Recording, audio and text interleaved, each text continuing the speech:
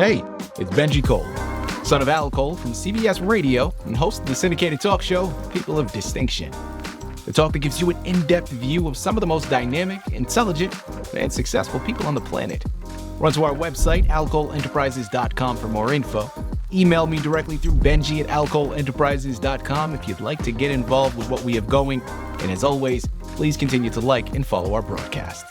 People of Distinction is an internationally syndicated show solely due to the love and support that you all continue to show. We're available across all major podcast distributors, and like I mentioned, people, if you keep following, we're going to continue to put out the content. Now sit back and strap in because we are delighted to showcase this next guest on our network. And on the line with us today, we have the impressive Estelle Everingham. Now, we're going to be discussing her amazing book, One of the King's Men. It's Amazon, it's Barnes & Noble, it's a lot of other places, man. And listen, it is an absolute pleasure to have Estelle here on the line. Man, I've never spoken with someone who had to learn to parent in two dimensions at once. Now follow me here, okay? The visible world and the invisible one is where her son navigated with equal ease. You see, Cameron was a boy who saw heaven not as a distant promise, but as a second home. Her book, One of the King's Men, it doesn't offer tidy answers. Instead, it gives us an honest, unflinching look at the ups, downs, and the sacred confusion of a life marked by both miracle and heartbreak. And today we're sitting down to talk about what it means to let a child teach you about eternity and how you go on living when that child finally goes home. Estelle, first and foremost, welcome to People of Distinction, and thank you very much for being a guest. How are you doing today? Oh, I'm doing pretty well, I think. Thank you very much for having me as a guest. It's an honor to be able to speak with you and give my son's life story in sort of proceed form. I hope everybody will enjoy hearing about my son Cameron. Well, listen, Estelle, I have no doubt that they will, right? Like what a beautiful way of paying homage to a wonderful young man like your son. It also is remarkably compelling, right? Like the concept of it is so unique. Being between heaven and earth and being so positive about these two separate worlds like your son was, I think is something remarkably intriguing. And we're really looking forward to finding out more, right? So I've never met a kid like him. I was a teacher for 41 years, so I've met a whole host of young boys, but none of them's ever been like Cameron. He's really, really, really special, and I feel very blessed to have been his mother. Love it. Well, listen, without further ado, Estelle, let's jump right in. One of the King's Men. Tell us a little bit more about it. Give us a brief synopsis so we know what to expect when we head on over and pick it up. Well, I didn't sort of start off thinking to myself, one day you'll be an author. No, but the day came when I was speaking to a group of over 50s on the Sunshine Coast, which is a sort of a resort area north of Brisbane. And I was talking to them about Cameron, and when I'd finished, I thought that was it. I'd finished. No, they all jumped up and they all said, "You've got to write a book. You've got to write a book." And I thought about this for a little while, and I thought, well, yes, I think that would be a good idea because once I'm gone, and I'm not going to live forever, the life story that Cameron had will be gone with me, and nobody will really know very much about the wonderful way in which he was able to walk and talk in the physical world and in the spiritual world all at the one time. So I thought, yeah, okay, I'll write a book. And I just waited and waited to get the first sentence because I knew that once I got the first sentence, that'd be it. I'd just write it and that it'd be all over and done. So I wrote it in, just ever so short a time. once I got the first sentence, it took 9 months to get the first sentence, and then just a few weeks to get the book all up and away and done and finished. So Cameron's story is very compelling. A lot of different things happened in Cameron's life, but Cameron really enjoyed his life. He really enjoyed everything that he got to do, and he was just a wonderful addition to the family. I'm sure none of us will ever forget the time that we spent with Cameron. Well, I won't anyway, but I'm sure the others won't either. He was just an absolute blessing to us in the time that we had him, and just wonderful. We got to know pretty quickly that when he told you something, it was going to happen. He was sort of like a prophet, even from the time he was, a year and a half old, as young as he was. As soon as he could speak, yes, he was telling us about all sorts of things that we found quite amazing, but much to our surprise, everything that he said turned out to be true. If he said something or other was going to happen on such and such a day, yes, well, you can take that to the bank. It was going to happen and did. So Cameron's story is a very remarkable one, and it's not exaggerated. It's not anything but completely and utterly true, even though reading it myself, I sometimes think, goodness gracious me, how could that happen? And then I remember, well, yes, I was there when it did. So, yeah, it's all true and it's all amazing. Cameron was one amazing boy, and I'm so pleased that he was my one amazing boy. Yes, he was wonderful. Estelle, thank you so much for that, right? Listen, I absolutely love the passion. I love the way you're speaking. It's enticing, right? And we are here for it, man. I love it. And my follow-up question that I want to go into now, did Cameron ever express frustration that others couldn't see what he was seeing? And I guess then conversely, were there moments where his perspective isolated even you from other parents who couldn't relate to your family's unique reality that you were all sharing? No, not really. Cameron was very easily pleased. He didn't make a fuss about anything. And he sort of drew kids to him, or they just automatically followed him. They could see something different in Cameron too. So it wasn't as though he was over there by himself in the corner doing his thing and everybody else was doing something different. No, at school, every lunchtime, a group of kids would come to him to find out what had happened since the day before. They knew that he'd have something to say, and he always did. So it wasn't an isolating thing for him at all. It was something that was more like a magnet. Kids were just drawn to him because he was so different. And no, I never felt isolated from others because of my son's peculiarities. Most of the people that I knew Cameron. They knew Cameron, they knew me, and they didn't isolate me at all. They also were interested to hear what Cameron was doing and what he was saying and what was the latest coming from Cameron. So, a lot of people I think were probably somewhat envious that Cameron was this remarkable boy. It didn't mean that I was, set over at the side or anything just by myself. Not at all.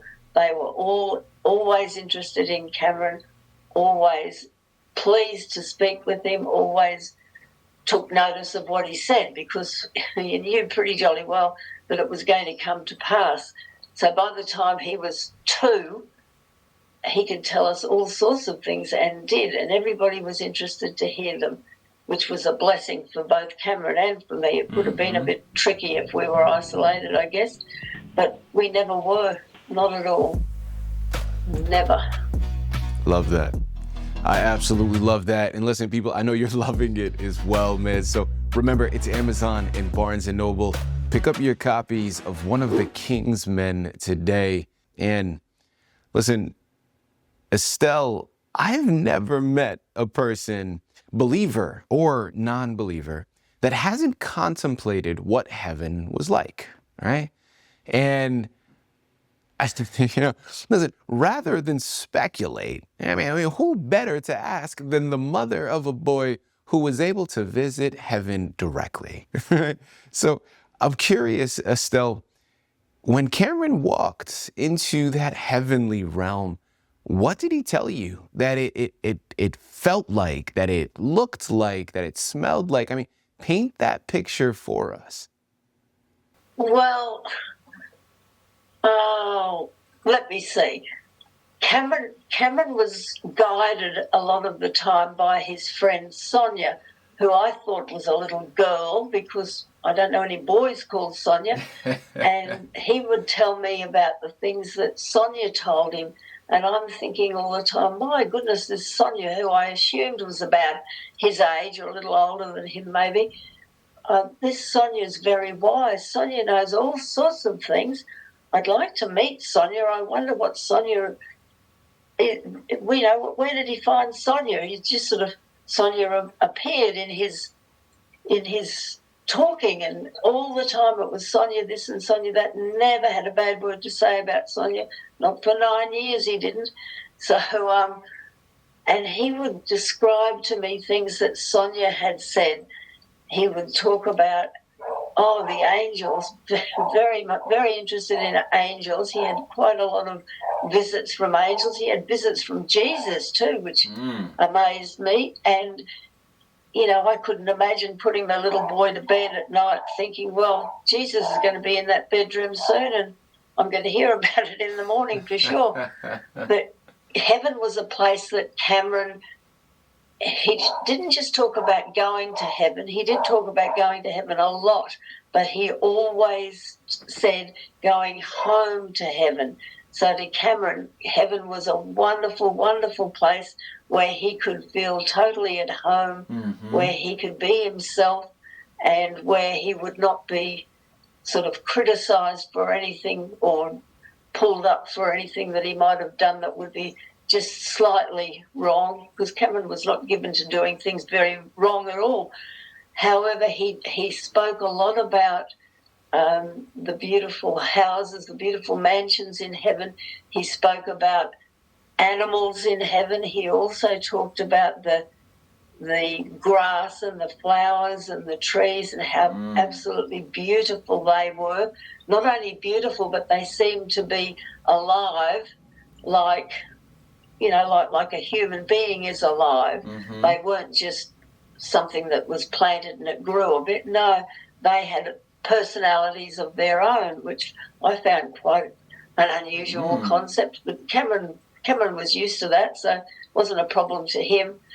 And he talked about meeting different people in heaven and the fun that you would have there and the fun that he had when he would go there for a visit.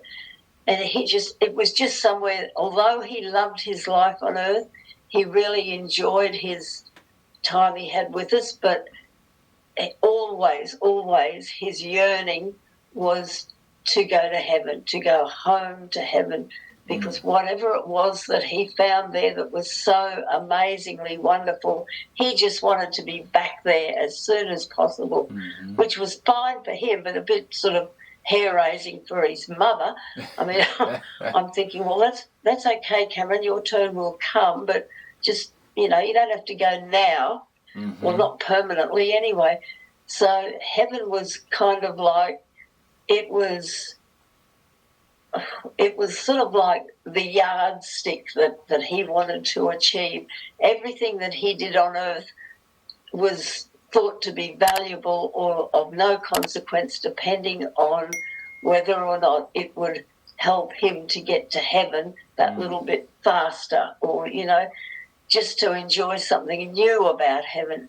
Everything was like that. For instance, Cameron was not very good at maths. Now, Cameron was a wonderful athlete and he was a lovely, well-mannered and very, very thoughtful and considerate boy, but maths and Cameron were not on the same planet. And I remember him being in year 8 at school. He would have been 12, 13 years old, And he came home and he said to me at the end of that period of testing that he hadn't done very well in maths. And I said, oh, well, Cameron, you know, you never do. But as long as you do your best, that's all I require of you. Just do your best. He said, oh, yes, Mum, I did my best. And he said, Mum, I wrote the teacher a note on the maths exam. And I thought, oh, what now? Anyway, I said, well, what did you write? What did you write to the teacher? And he said, I wrote, you don't have to get an A in maths to go to heaven. Well, it was just as well that you don't, because about 6 weeks after he had done that maths exam, he actually died, and he was killed in a car accident. And he would never have got in if you had to get an A in maths to go to heaven, because he managed to score an E.